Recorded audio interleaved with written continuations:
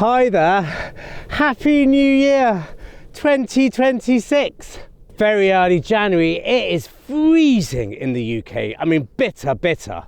It slightly annoys me that as soon as it does get a bit cold, or there's a slight dusting of snow, the reaction of this country is like it's a sort of nuclear fallout.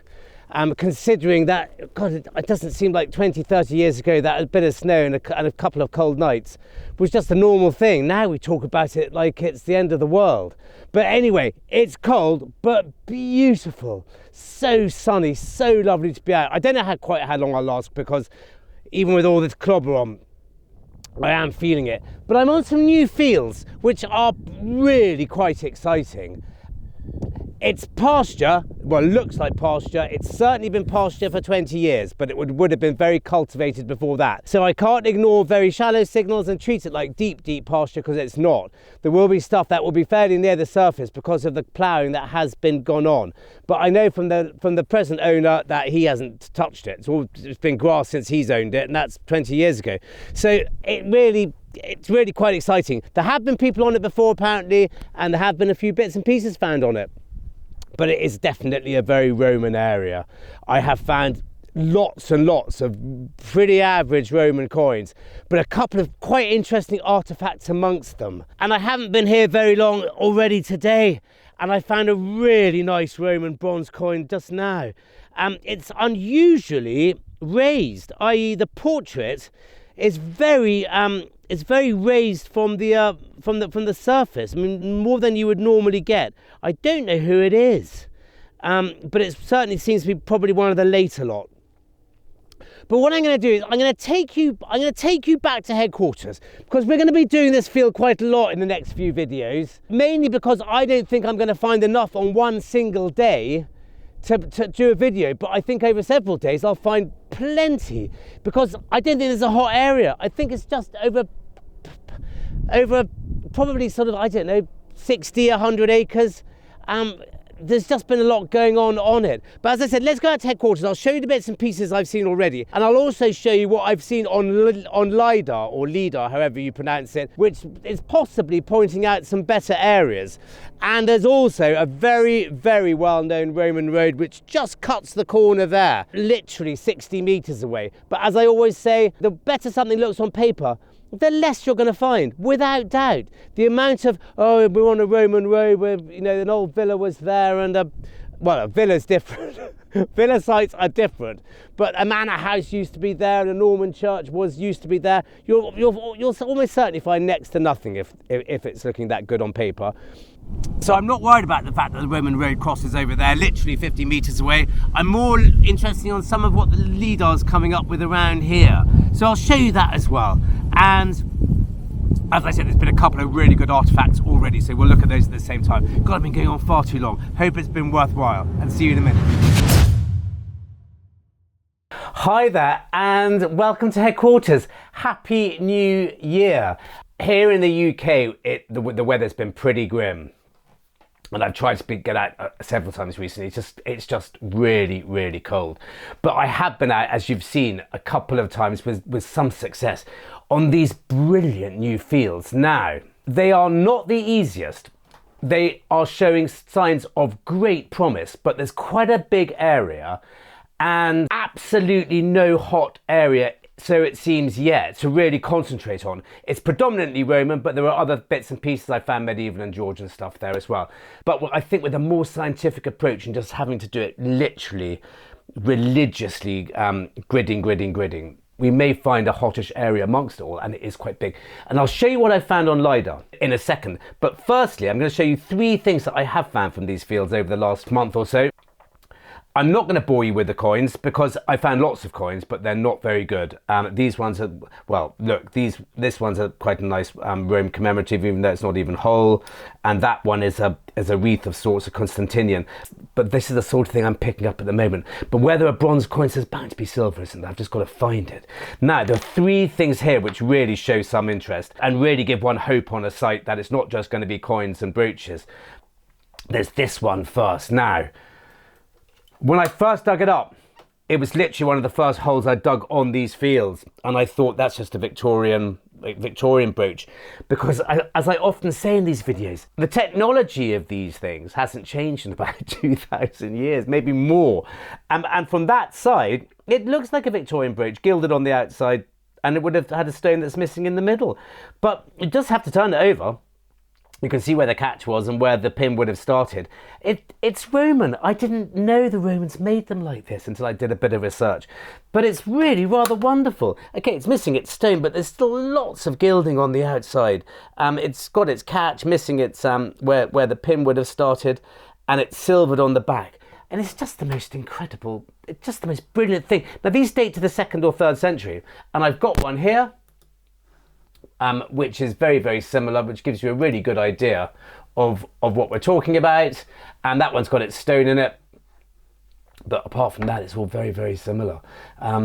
Roman gold gilt. Oh, you'd have thought Silbury coins would know better, but anyway. Bronze centre boss brooch, plate brooch, whatever you like to call it. There's that anyway. And then this. Now, I put this on the detecting hub. I found these two bits together, very close to each other. Again, really wonderful signs when you're finding artifacts like this, not just the coins. I have no idea what this is. If you can help me, that would be brilliant. It's got a sort of, it looks a little bit like a sort of duck or a bird or a dove of sorts, but I don't think it is. I think it's because it's broken. We don't have the whole thing to go on. It doesn't sit in any manner at all, so I think there would have been other bits to it, as I said. It's very sort of scoopy. I've just got no idea. I did put it on the detecting hub.co.uk. Information below. Flamsteed, who's good on this sort of stuff, said, could possibly a Latin brooch fragment, an Iron Age brooch fragment, possibly. Oxgirl, who's not really, even though she likes her Iron Age stuff, if it was Roman, she wouldn't probably have said much. But she thinks it might be part of a cosmetic mortar. Not quite sure how that would work, but anyway, there's that. It was just a wonderful piece of very tactile bronze. And then this. Now, this was deep. And when I dug it up, because it's so crisp and in such good condition and no real bronze or copper erosion at all, not like the coins are coming up, I thought, well, there's got to be a bit of modern copper, crappy bit of just rubbish. Until I saw the detail on it. Now, the detail on this is very similar to what you get on Roman bracelets and things like that. So is that what it might be? Could it be a large Roman bracelet? Or if not a Roman bracelet, maybe something that would have gone around the lip of a vessel of sorts or something like that. What I think is weird about it is that it is so crisp and it looks like masses of the copper that we dig up the whole time, which is just rubbishy bits of rubbish. For want of a better way of saying it. But that design on it just doesn't sort of add up. I'm just wondering if there's any silvering on the back. There isn't any. But that's just got to be Roman. A nice huge bit of Roman fragment of something. So those three things just gives so much promise to the area. Even though, as I said, it's hard work. It's not just lying there. It's not like a villa site where it's just all over the place. It's a big area with lots of things. Now let's have a quick look at the LIDAR. Now, here is the satellite image. If you really can work out where I am from this, then brilliant. Go for it. Go and have a look. But I obviously, well, I'm not going to show you too much because that'd just be silly of me. But so I'm not going to give you the old maps and place names and stuff like that. But this is basically it. There's this 1, 2, 3 fields there. The two at the bottom, they don't seem to be holding much at all, so I'm not bothering with those. And the big field on the left up there and the big field on the right have had bits in them. If you look at my previous videos, some very special bits in them, but they are green waste. Absolutely full of green waste. It is just, I just can't do it. It just jangles the nerves too much. But this chap who bought these fields about 20 years ago, previous to the waste being put down. So even though they would have been agricultural fields, they would have been ploughed over and turned over, there's no rubbish on them, which is a bit of a relief. A bit of a shame about the other ones, but you can't have it all. But as I said also, it has been turned over in the last 20 years. So stuff could be on the surface, it could be right down there. And that's one of the reasons that I wasn't live digging in this thing, because I don't have any idea of whether something's going to be good or bad. Now, not much to go on there. But if we go to the LIDAR, and I'm not going to teach you how to use LIDAR, but this is QGIS, and there are plenty of videos online about how to use them in a metal detecting setting as well. 2 people in particular, I will leave you their links because it's well worth having a look at. But if you look at this one here, and I'm just going to play around with the Z factor, or rather the azimuth, which I think is where the light hits the sort of thing. And you can see from the middle bit there, it's a very slow computer, this. Let me just see if I can just get it up for you. Yeah. There. Now, it's very dark, but in the middle there, do you see where I'm doing the mouse there? There is quite a lot of stuff going on there and there and down there. Not so much in this area up here, but that, funnily enough, as you'll see in the video, that's where I'm finding the stuff. So LIDAR is not the be all and end all. It really isn't. Use it to give yourself an idea, but it's this area here, that curve. And then there's something else you can do with QGIS. And again, I'm not going to teach you how to do it, but look it up. And there's something called slope. And what that does is it shows you where the flat areas are. The dark bits are very flat, and the lighter bits is where it's sort of slightly sloping off. You can change that, obviously. But if you look at that here now, you can see that area which looked like it was sort of curved.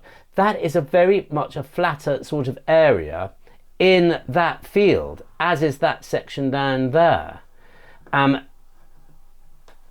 I can't really show much more than that because it's quite hard to use the slope.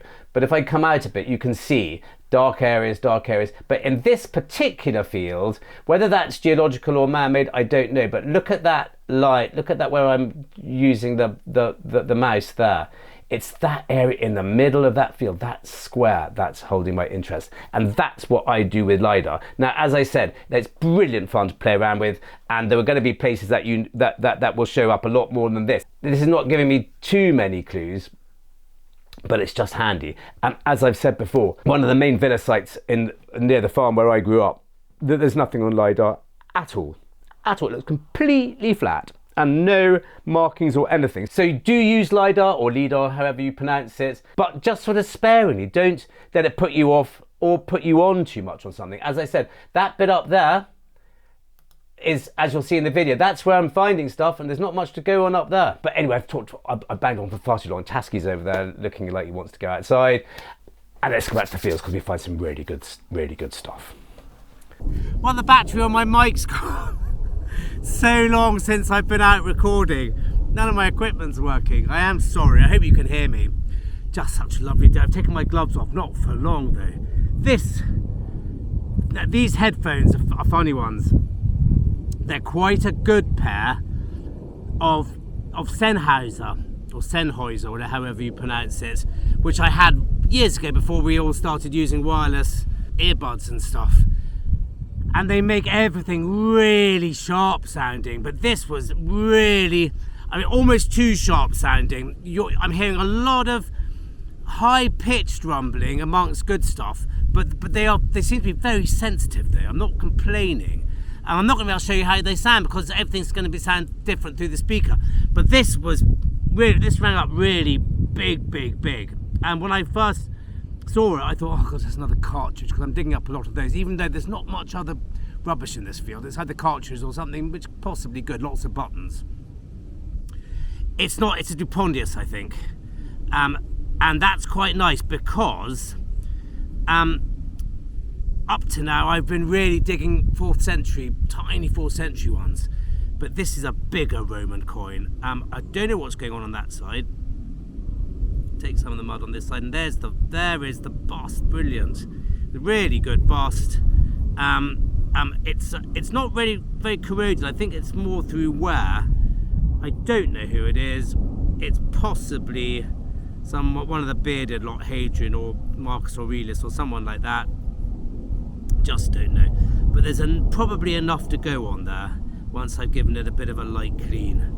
So that's really nice. A much earlier bust, probably 2nd century, I'm guessing. I don't know what's going on that side at all, but we'll clean it up and have a proper look. So I'm thrilled with that. Really nice, big, ballsy Roman coin. In this fabulous field, which is going to be really interesting, but it's going to be really hard work. And at some point, I'm just going to have to just grid every single yard of it, because I'm not doing it very scientifically still. I'm still just getting a nice feel for it. But this is in the spot where which looked good on LIDAR, interestingly. Well, this was pretty much bang next door to it and giving an almost identical signal through these headphones. And it's another copper coin, but it's not Roman. But you can get the idea of why it sounded so similar.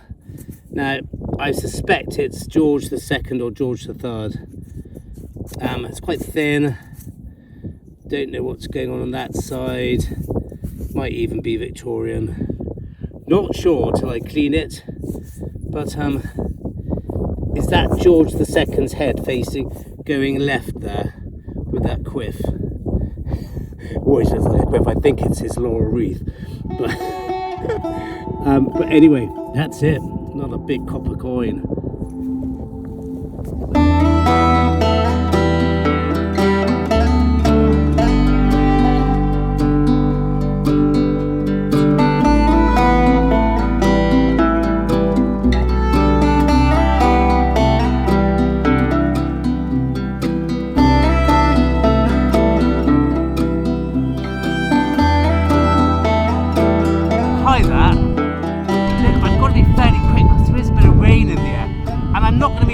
Live digs from this field because it's been turned over in the last 10-15 years. I've no idea whether something on the surface or really deep down is going to be any good. Quite often on my fields I'll leave the live digs to something I've got a really good chance of it being good, because I can hear the depth and I know deep things are good, or I can hear that it's shallow and I know shallow things are very good. Here there's not much rubbish, but there's a lot of buttons, and they're at all levels. They could be on the surface, they could be right down there, because as I said, even though it's pasture, has been turned over in the last 20 years or so. So I'm not going to waste time, especially as I'm not going to say it's warmer, not warmer, but it's less cold than 2 days ago. And very quickly, I found this when I came up here yesterday. I was beaten by the weather rather. I only stayed for about an hour, but I did find this, which is really encouraging because it means not everything's Roman. Well, this is jolly brilliant, because of all the bits and pieces of Roman I'm finding, I've not actually found, if I can get some light on this, I found very little medieval. In fact, I've only found one hammered fragment before this, and this is just a very clipped short course, I think. And that's just really encouraging for lots of different reasons. There you go, Henricus on that side. Gosh, it's cool. And then the short course on that side. So that's just, I mean, it's bloody hard work, these fields. They really, really are. They're big, and doesn't seem to be any real area. But that is a really welcome find. Not all Roman. There's some medieval here too. Not surprisingly, but that's just good. And you've caught me as I'm literally halfway through digging this. It's very sharp sounding. It's got a really good chance. On a different field, I'd say had a really good chance because it's deep. But that doesn't make much odds here.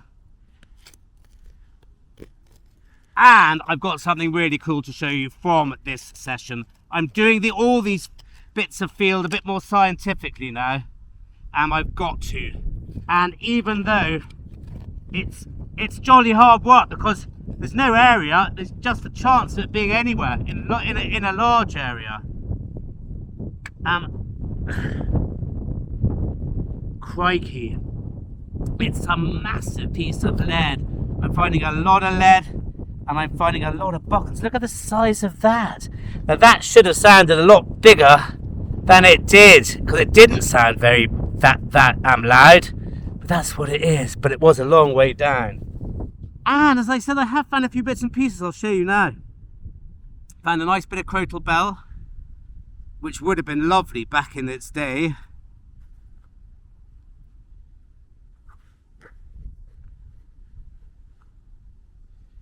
Because it's quite silvered, and it's a nice one with a drilled hole. The ones with the drilled holes are earlier.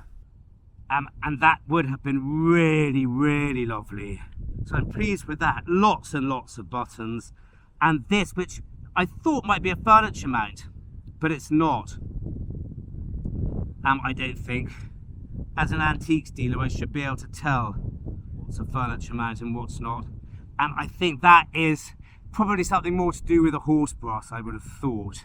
But this is what I'm really encouraged about, because it's a lovely Roman coin, slightly bigger than the ones that we've been finding, apart from this wonderful I found another Dupondius, which I didn't film 2 days ago because it wasn't much fun, but that was just here in this section, and it's a slightly bigger Roman coin, probably an Antoninus of Constantine, I would have thought. Yeah, I can see a sort of diadem bust coming up on that side. I'm not gonna do it too much now, but I think that might be Sol Invictus or Gloria Romanorum, the glory of the Roman people. One of those two with that reverse. And I'm going to be a bit careful because they don't come out very well, the coins in this field. So I need to be a bit careful. They're a bit corroded, but that's just a brilliant sign. And let's just get on with it. Well, this really might be rather wonderful. Well, not wonderful, but it was a long way down. I could hardly hear it. And look, I think it might be a Roman coin. Oh, it's a crappy button. I've been finding a lot of crappy buttons. But that's 10 or 11 inches, that. And, yeah. My God. This machine sometimes. Well, look, that's not going to win any prizes. But that's what it is. It's a little Roman coin. And all the way down there. Just a tiny squeak. So nothing really to write home about. It's very glossy, but it's a good dig. I mean, that really was a long way down. Oh, it's windy and horrible. Now this made a bit of a noise, and I thought immediately, just assumed, well, Georgian buckle fragment. That sort of. But there's something about it as well. It's very flat on that side. When I saw that bit, I thought that could be a Roman buckle. But then it's just too, yeah, I mean that's not. And there are a few, I've found some Georgian coins up here, but it's just that design, not unlike the one on my bracelet, which I showed you earlier from headquarters. Now I think that's Georgian, sadly. I don't think that's Roman. Well, I can't remember what these are, but there are people, no names mentioned, and I couldn't remember if I tried, who I've seen dig these up and get frightfully excited. Knights of Malta, Knights Templar and all the rest of it. Now, look, I don't think it is. It's all very exciting from that side, but it's very pressed on that side. So I'm not taking my camera out at the minute. It's A, too cold, and B, it doesn't do very well in cold conditions battery wise. So I can't remember what that is, but I don't think it's very old because of the fact that it's pressed brass or pressed copper. Well, I'm really enjoying being out today.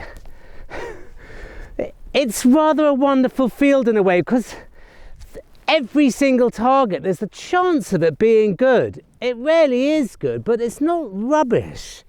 It's rubbish in the sense that it's lead or buttons, but it's not rubbish in the sense that it's foil or cartridges. So there's every single thing has a chance, but I'm afraid my camera's slightly running out of batteries. Doesn't like cold weather, this camera, at all. It's getting a bit old. This is really faint sounding, but I've been doing better on the faint sounding ones, which are turning out to be little Roman, rather crappy Roman coins. They're not surviving well in this soil, these coins. I hope to find a bit of silver at some point. Well, that's tiny. It's going to be tiny, but I just felt I hadn't done a live dig in a while. Yeah, it's tiny and a bit shallow. I thought it might be deeper.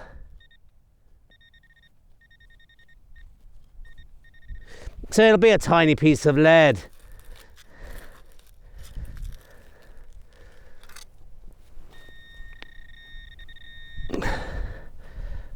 I've got to do this more scientifically now, this field. I'm actually doing an area which isn't particularly fruitful, but you've got to do these areas just so that you can get them out of the way, if nothing else. You can't ignore an area because you think another part of the field is much better all the time. Do that bad area too, just get it done. It's a tiny piece of copper. Might have been part of a strap end or something, who knows. I reckon that's got some age to it, actually, if I'm being completely honest.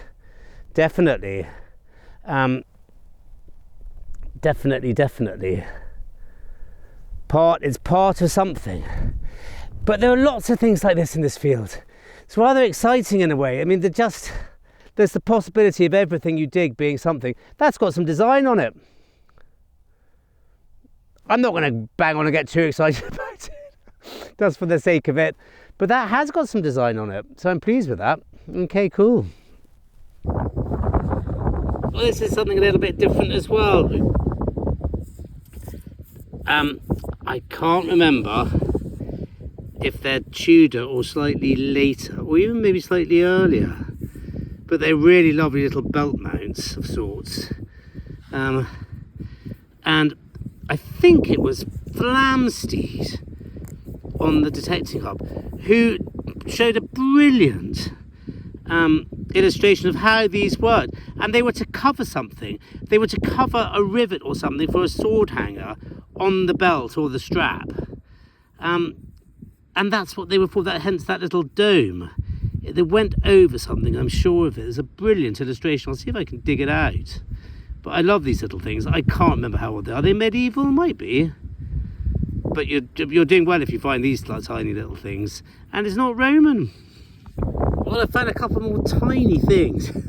Sorry, I'm not getting but it's running out of batteries and it's too cold to keep setting up for little bits and pieces like this. That's a medieval buckle fragment. That's good. Pleased with that. Look, I think I might have found a diamond. And a diamond with a gold gilt. It's not gold gilt, by the way, everyone. Gilt means gold. It's just like saying it's gold. You can have silver gilt, which is silver that has been gilded on top of the silver. You get it on mirror frames and stuff. I don't know quite why they do it. I can't remember why you put gold leaf on silver. But anyway, it's that. Looks quite gold, doesn't it? I don't think it's solid gold. And I'm not sure that's a diamond. But and I don't know what it's from. But look at that, isn't that lovely? Wow, two really cool bits. Having such a fun day. It really is. It's so nice to be out. Well, it's a good job I am enjoying today because great targets are slightly few and far between. And my camera's about to run out of batteries, but it is warming up a bit. But I got the most incredible signal here. Really, I mean, I thought Georgian coin. It's not, it's another big Roman coin. So this field has just got to be done really scientifically. You can't miss anything. Because there's no hotspot on it, I'm convinced. You just got to really work bloody hard. But just to find another nice big fat Roman is just so exciting. It's quite worn, and I don't know who's on it. But I've got the bust on that side, definitely. There's just something so tactile about these big chunky coins, these sestertiuses. I don't know who that is, but we might have more to go on that side. Because there's definitely more coming up there. I think, is that a seated person? Is that, well, do you know what? I just don't know. Don't really care too much. Because that's now the third big Roman I found on this field, on these fields. Well, I wasn't even going to dig this. I think it's a cut half. Yes. It is. It's even more than a cut half. Is it a cross and crosslets? Is it a tealby cut half?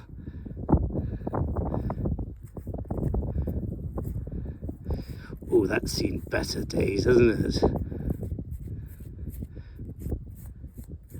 That really has. Is it, gosh, look at the colour of it though. I think that's what's called cross and crosslets, and I think that's a Henry II Tealby cut half, which comes before the short crosses that we know and love. So that's just wonderful. Have a closer look at that when we go back. Well, my luck really might be in it. This might be another hammered coin, I don't know. But it, gosh, please, please, please, maybe not, oh rats. Don't know what it is in that case. I thought that would be hammered. Oh, no, brat, it's copper. It's a copper, thin copper coin of sorts, I think. Farthing of sorts. God, honestly, I thought that was hammered. I thought that was another hammered coin. I was getting really excited. It's the right size for a completely unclipped hammered coin, hammered penny, isn't it? Medieval hammered penny, but it's not. Well, gosh, this is charming. I really am having the most brilliant day. We're going to go back to headquarters quickly and look at these hammered coins and other things, just to break all this up, because otherwise you're just going to see one shot after another of me showing you stuff because my camera's run out of batteries. There's a lesson there somewhere, isn't there? Check your kit. Look at that. Is that the most charming little casket key you've ever seen? Just thrilled. Really pleased with that. I do often think, what on earth did they lock these things? Nothing very important, I wouldn't have thought, because you could so easily get into them. But that's rather lovely, the way it's sort of coming down into a sort of point rather. And it's got, well, I'm not going to fiddle around with it too much here, but I'm thrilled, man. Let's go out to headquarters and have a look at all this stuff. Well, look, let's look at these bits and pieces quickly because this video's gone on for quite long enough already. But those fields are going to be really fabulous. I'm really excited about them, even though it is hard work. It's not just lying there, you've got to find it. The last thing we found was this key. I haven't cleaned it properly yet. It's not quite as old as I thought it was. It is post-medieval, probably dating to, well, I've got one very similar up here for you, 1500, 1600, maybe slightly later. So yeah, it could be Tudor, but it's not medieval, but absolutely charming. There's something rather wonderful about these little keys, and that's a really, really nice one. I'm thrilled with it. Now, these two Roman coins, I couldn't find the last Dupondus I found, but it's not as good as these ones, and these ones aren't really much to write home about. I put them on the detecting hub. The sestertius I can't make out the portrait, but I reckon there's a seated figure on that side. So that could be Hadrian, Antoninus Pius, I think. Both of them had Britannia on their coins, I believe, and that could be her sitting there for all I know. I can't quite make it out. And the reverse of this one, which Electus reckons is probably Marcus Aurelius, and that looks very distinctive as well. You've got a very long bit there, and I can see a very, very obvious disc there, but I don't know much more about it than that. And then the two little bits of silver. Right, well, the short cross, I mean, that's seen better days, but there was enough to go on quite easily for Electus to reckon it's a Class 7B Johan Canterbury Mint. And that's rather lovely as well, but really cool to find this, to be finding this medieval stuff. And the Tealby penny. Now, I don't have time to go through it all with you, but if you don't know about them, you can look them up. The Tealby penny was a Henry II penny. I think I'm right in saying the reason they call it Tealby is because a hoard of these was discovered in Tealby or near Tealby, and that's what gives them their name. But technically, they are a cross and crosslets. And these came before the short cross. So that's quite an early coin, that. As I said, don't have time to do that now, but do look them up. And then a couple of these more modern bits. Now, these crosses, people get really excited about them because in design, they are very similar to medieval crosses of the type. I think they're badges of St. John of something or Knights Templar or whatever. I can't quite remember for the life of me. And even though look at this one that I found on the Portable Antiquities scheme. They agree with me that that it is modern, it's pressed copper, but they reckon also that some of the medieval ones were pressed as well. They had methods of doing that. But I think we're probably erring on the safe side when you find one of these that it is a 19th century mount of some sort. Something to do with the Gothic revival. Almost certainly copying the earlier ones, of course. Hence Gothic revival. But that's what it probably is. It's a modern mount, not a, as you can see from the images here, not a medieval one. Even though they look very, very similar. Don't be fooled. And then lastly, I absolutely love this. Don't know anything about it at all. I don't think it's a diamond. But if you look at the way it's been cut, it's quite crudely done. And I'm sure that's gilding on the back of it, gilded copper, and there's a sort of hinge there. But I don't know much more about it. But anyway, that's that. I won't keep you any longer. Thank you very much for watching. I've got a couple of videos from the end of last year which are really good, which I haven't edited yet. But probably more than that, we'll be back on those fields because I think they'll be really fun to do. And I'll see you next time.